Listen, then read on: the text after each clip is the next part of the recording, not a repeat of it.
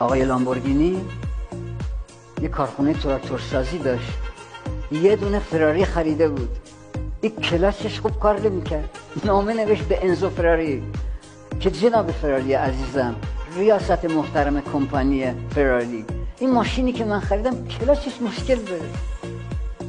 فراری متاسفانه در جوابش گفت که تو این ماشین رو نمیفهمه، این ماشین مال تیپایی مثل تو نیست، جناب عالی بهتره بری بشینی پشت تراکتورت، همون تراکتوری که ساختی، آشکار کن اون با او.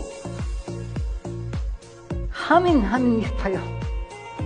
لامبورگینی کارخونه تراکتور رو بست،